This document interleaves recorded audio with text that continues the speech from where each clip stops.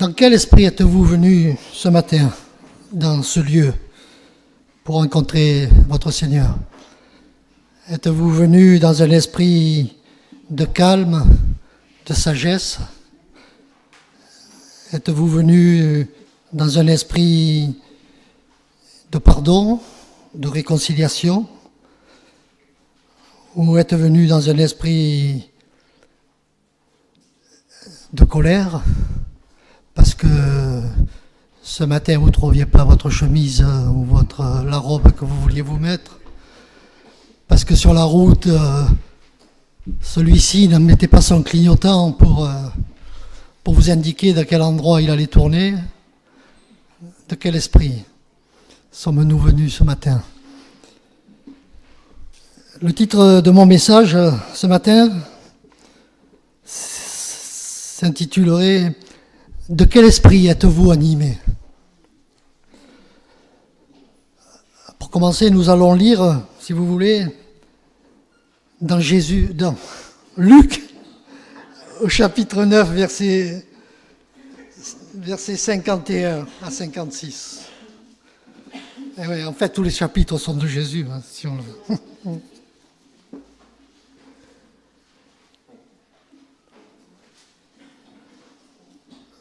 Lorsque le temps où il devait être enlevé du monde approcha, Jésus prit la résolution de se rendre à Jérusalem. Il envoya devant lui des messagers qui se mirent en route et entrèrent dans un bourg de Samaritains pour lui préparer un logement. Mais on ne le reçut pas, parce qu'il se dirigeait sur Jérusalem. Les disciples, Jacques et Jean, voyant cela, dirent « Seigneur, veux-tu que nous commandions que le feu descende du ciel et les consume ?» Jésus se retourna vers eux et les réprima, disant « Vous le savez, de quel esprit vous êtes animés. Car le Fils de l'homme est venu non pour nous perdre, ou pour perdre les âmes des hommes, mais pour les sauver. » Et ils allèrent dans un autre bourg.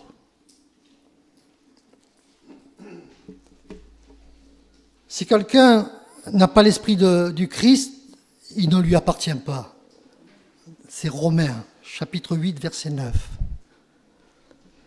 Comment garderions-nous aujourd'hui l'esprit de Jésus sans nous laisser contaminer par d'autres esprits réunis pour étouffer l'esprit de Christ?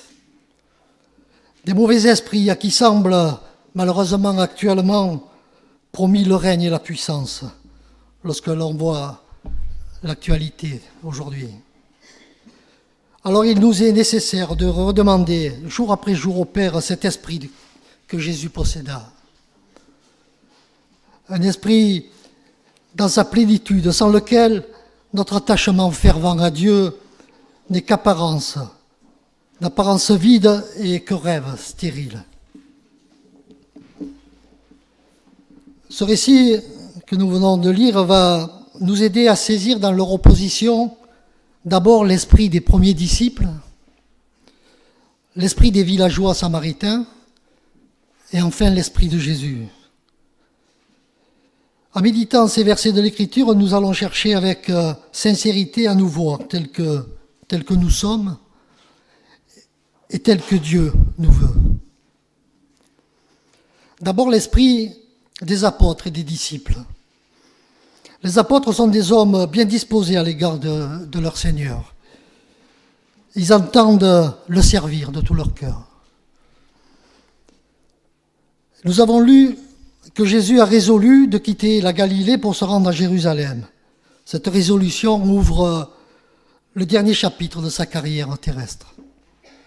Le temps où il devait être enlevé du monde approcha. Alors quelques disciples acceptent la délicate mission de partir les premiers en éclaireur pour assurer un logement au Seigneur. Mission délicate, puisqu'il s'agit d'aller frapper à la porte de ces Samaritains fanatiques et sectaires qui prétendent n'avoir rien en commun avec les Juifs. Qu'importe, Jésus leur a donné l'ordre, alors ils obéissent. N'est-ce pas là une preuve de leur foi? Préparer une route au Seigneur, lui ouvrir des foyers où il pourra trouver le gîte et le couvert et où il pourra deviner des cœurs disposés à accueillir son message. Alors il est dit, ils se mirent en route et entrèrent dans un bourg des Samaritains pour lui préparer un logement. Ainsi ont agi siècle après siècle les disciples attentifs à l'ordre missionnaire du Seigneur. Ceux qui représentent dans l'histoire non la chrétienté immobile, mais une chrétienté en marche, l'église de ceux qui veulent se mettre en route. Ils vont dans les cités, dans les campagnes. Ils se présentent au seuil des maisons pour préparer la visite du Seigneur Jésus. Ce sont les apôtres et ce sont aujourd'hui les héroïques missionnaires qui apportent aux inconvertis l'évangile de l'amour. Ce sont aussi aujourd'hui les évangélistes des bas-fonds ou des banlieues, les aumôniers des prisons, ceux qui distribuent les Nouveaux Testaments à la sortie des collèges ou des usines. Et tout cela savent bien l'incertitude de l'accueil. Mais le Seigneur leur a dit, allez me préparer un chemin au sein de cette nation incrédule, de ce peuple idolâtre, de cette ville païenne. Alors ils vont. Il a pu vous arriver à vous aussi de percevoir un semblant de message comme celui-ci. Va parler de l'amour de ton Dieu à ton frère, à ton voisin, ou dans telle demeure dans laquelle règne, à cause de l'absence du Seigneur, le désordre, la misère ou la peine. Et à l'enfant obéissant, bien disposé, fidèle, vous vous êtes mis en route. Mais le bourg samaritain est demeuré sourd et fermé. Les portes sont restées fermées et closes, toutes les portes. Vous avez été confronté à une réponse unanime et claire, qui est un refus. Pas de place pour Jésus qui vient, qui s'approche, qui est là, à l'entrée du village ou de la ville. Jacques et Jean avaient une personnalité entière et forte. On les avait appelés les fils du tonnerre. En fait, ce n'est pas un problème en soi d'avoir une personnalité. Ce qui est difficile, c'est une mauvaise gestion du style de ce tempérament. Lorsque la nature charnelle dirige et domine, il se produit des résultats suivants visibles chez Jacques et Jean et chez beaucoup de personnes. Cela se traduit par de l'impétuosité, de la virulence, de l'agressivité ou de l'emportement. Jacques et Jean n'ont pas accepté l'affront qui a été fait à Jésus. Les règles élémentaires de l'hospitalité ont été bafouées et le Seigneur n'a pas été logé dans une famille. Cela a produit dans le cœur des deux frères une révolte et de la colère. Alors, ressentir de la colère, ce n'est pas un péché. C'est un sentiment normal et légitime devant l'injustice et l'inacceptable. Par contre, ce qui est péché, c'est la façon inappropriée d'extérioriser sa colère. Par des injures, par de la violence verbale ou physique, par le mépris, le désir de vengeance ou les sentiments de haine. Cette expérience montre le danger suivant. Une personne dont le cœur n'est pas rempli des sentiments de Jésus peut se servir de la Bible pour lui faire dire ce qu'elle n'a jamais dit et l'utiliser pour défendre ses mauvaises pensées. La Bible enseigne la nécessité d'exprimer sa colère en l'apprivoisant avec la grâce de Dieu. Nous pouvons lire dans Éphésiens, au chapitre 4,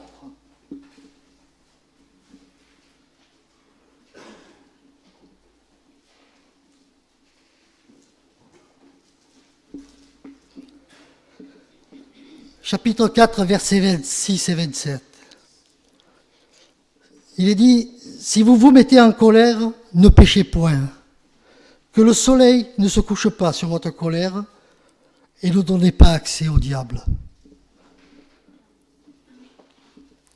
Les deux fils de Zébédée, Jacques et Jean, s'écrièrent dans l'ardeur spontanée de leur indignation.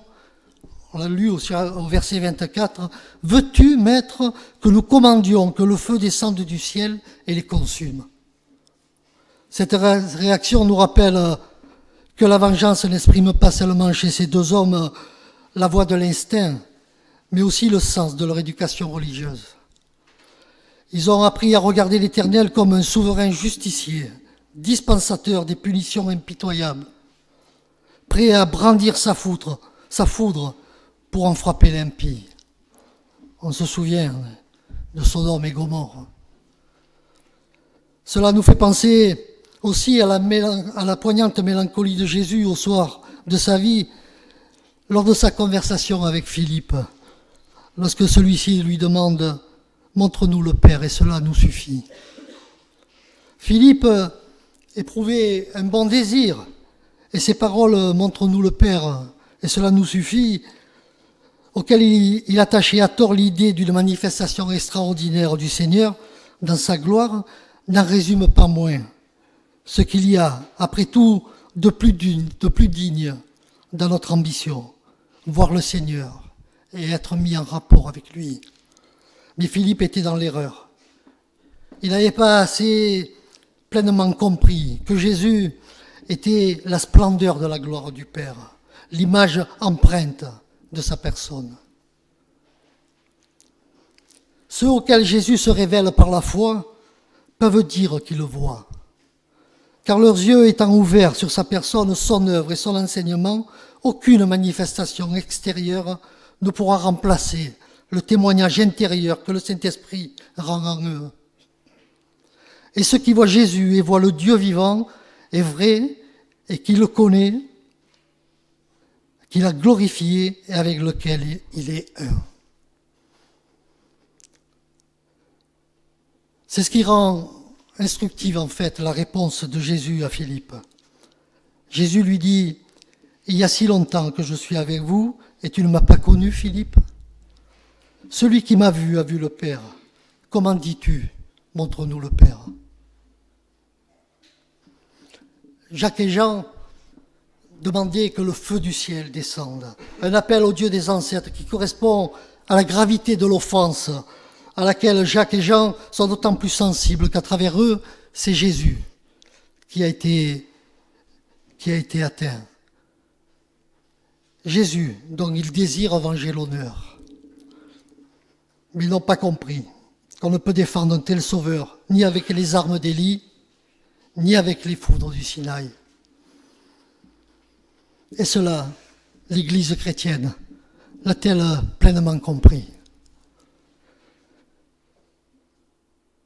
Certes, aujourd'hui, quelques témoins ont pu s'engager dans la bataille de la vie avec des armes simples, pures et nues, sans autre défense que la flamme allumée de l'amour.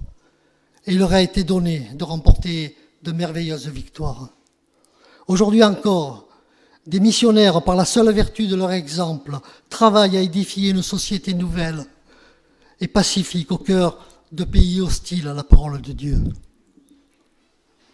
Mais l'histoire de toute l'Église du Christ montre le retour perpétuel de l'esprit de la violence et de la vengeance. Notre Église, l'Église de Jésus, a depuis longtemps, il est vrai, répudié toute intolérance. Aucune autorité religieuse ne nous convie à maudire les incroyants ou à appeler la punition divine sur ceux qui ne partagent pas nos idées et notre foi.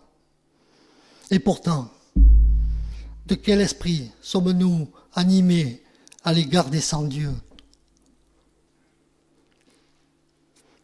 De quel esprit sommes-nous animés à l'égard de ceux qui refusent de se laisser convaincre par notre témoignage et qui demeurent des incrédules alors que nous voulions, nous, les ramener à notre Dieu?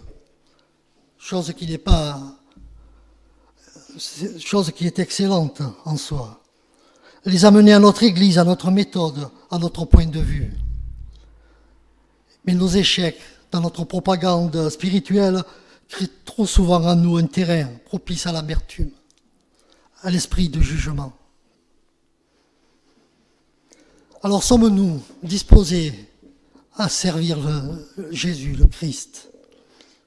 Oui, nous le sommes sans doute, mais nous avons encore besoin d'apprendre à le servir dans son esprit, entraîné et possédé par son amour. Je m'excuse. J'ai un peu la bouche sèche.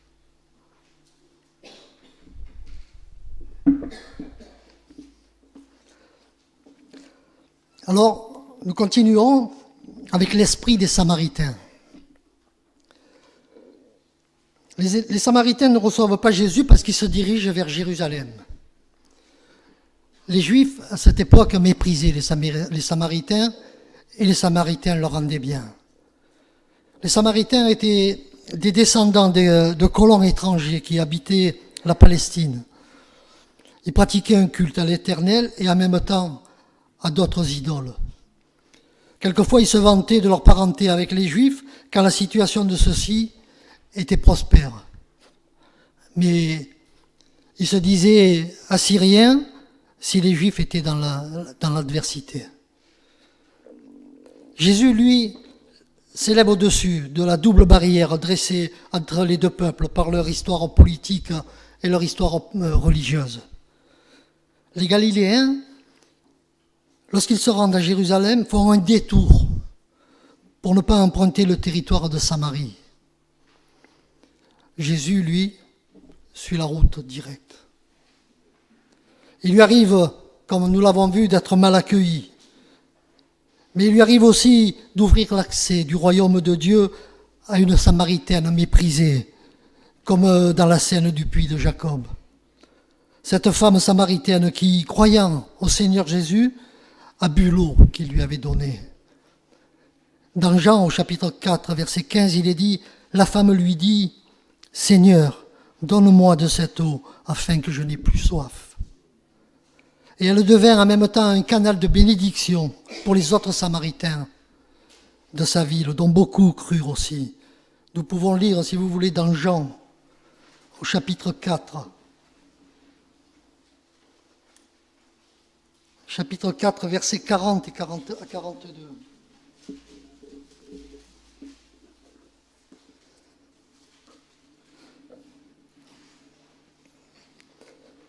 Aussi, quand les Samaritains vinrent le trouver, ils le prièrent de rester auprès d'eux. Et il resta là 2 jours.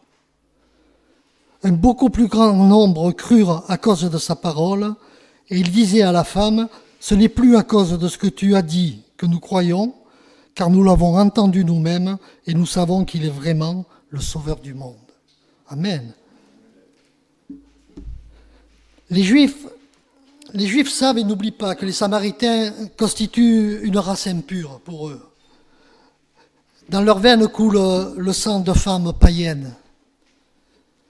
Et il a fallu plus de 20 siècles pour que les chrétiens reconnaissent, et avec quelle hésitation encore, un frère africain ou asiatique.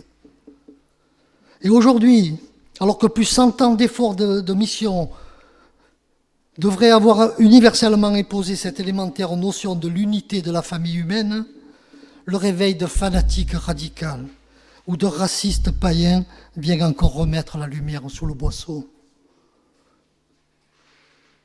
Jésus marche vers Jérusalem. Alors, fermons-lui nos portes, se disent les villageois samaritains. Ces gens sont-ils méchants, cruels, inhospitaliers par nature? Non, ce sont des victimes inconscientes du catéchisme imposé, de la leçon apprise, de la volonté arrêtée de leurs chefs et de leurs prêtres d'interdire à leur peuple tout commerce avec celui de Juda. Fausse idée, savamment nourrie par une école, un clergé ou un gouvernement. Les préjugés étouffent la vérité divine. Ainsi, il n'y a pas si longtemps que ça, dans certaines provinces en France, on pouvait entendre dire « Tiens, celui-là, là, il va à la messe, c'est pas un bon citoyen. » Et au nom de la laïcité, nos convictions chrétiennes sont encore mises à mal aujourd'hui. Les Samaritains disent de Jésus, il se dirige vers Jérusalem, maudit soit-il.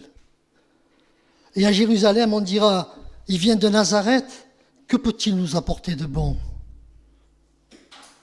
Pauvre esprit esclave des préjugés, celui qui vient de l'autre côté de la frontière, qui n'est pas de ton église, ni de ton peuple, est-ce que c'est lui l'ennemi? Et celui-là, ce Jésus, pourtant, il était le messager du Père, et ils ne l'ont pas reçu.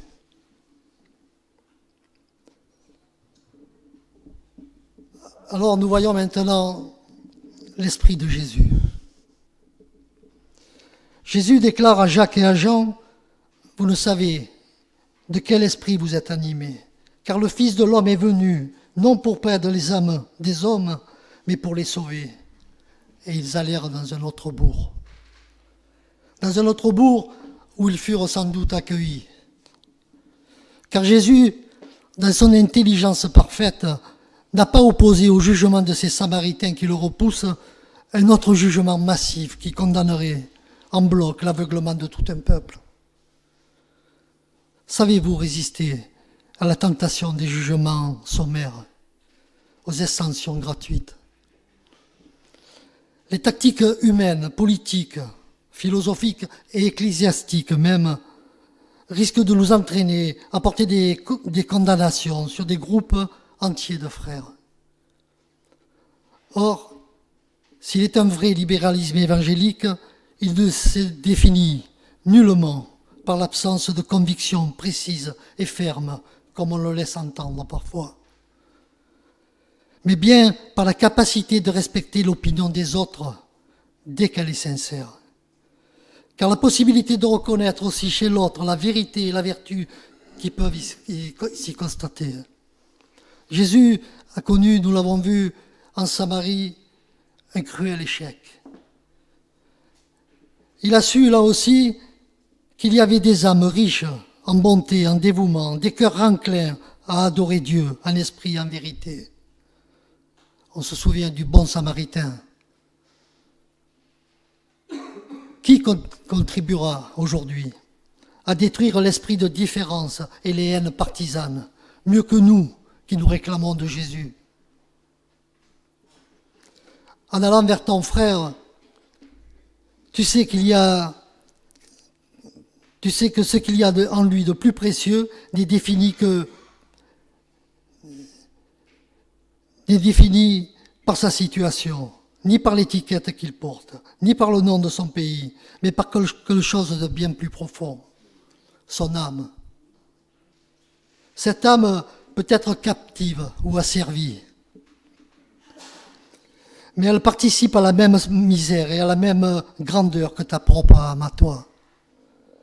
C'est l'âme d'un pécheur qui aspire au salut de la vie.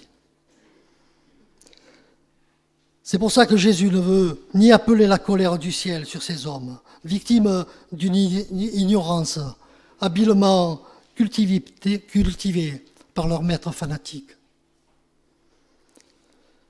D'ailleurs, son Père ne fait-il pas lever son soleil sur les méchants et sur les bons? N'a-t-il pas envoyé son Fils, non pour condamner le monde, mais pour le sauver? La mission de Jésus est tout entière une mission de lumière et d'amour.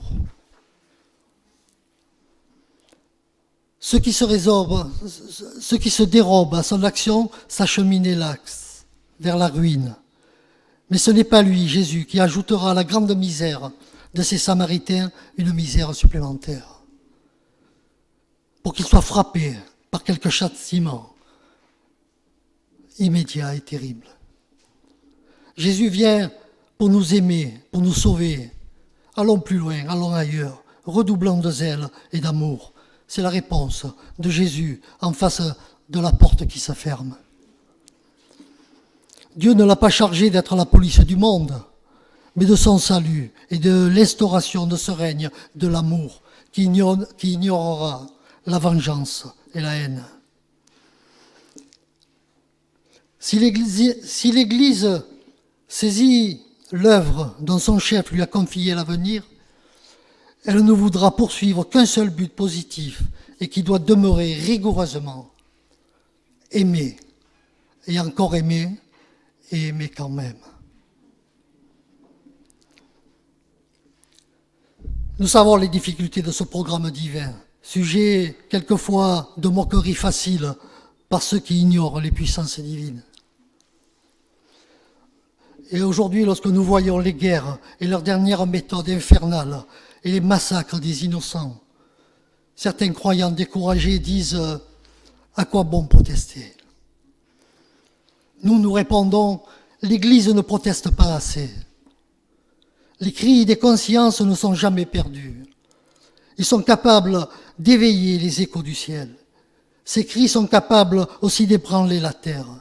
Seulement, à la différence d'autres manifestations, la protestation chrétienne n'a rien d'un cri vengeur. Elle est la protestation de l'amour qui devrait élargir assez nos cœurs pour leur permettre de souffrir littéralement devant l'émoi des orphelins, de la fuite des familles éplorées sous la pluie des bombes. Cet amour ne pourrait-il pas inspirer aux chrétiens des initiatives pratiques, capables de faire jaillir quelques sources nouvelles de guérison? Or, ce qui se passe aujourd'hui en Irak, en Syrie, dans d'autres pays d'Afrique comme le Niger, le Nigeria, est plus encore atroce, et plus atroce encore que ce que l'on voyait jadis sur des champs de bataille. Des innocents sont assassinés à cause de leur foi en Jésus, d'autres à cause de leur ethnie. Les hommes de foi auraient-ils diminué en sensibilité et en énergie active? Les églises sauront-elles sonner les rassemblements des consciences au nom du Prince de la paix pour donner un élan efficace à ces projets? La protestation de l'amour est enfin celle qui rejoindrait les cimes de l'intercession, sur lesquelles le Christ nous invite à le suivre.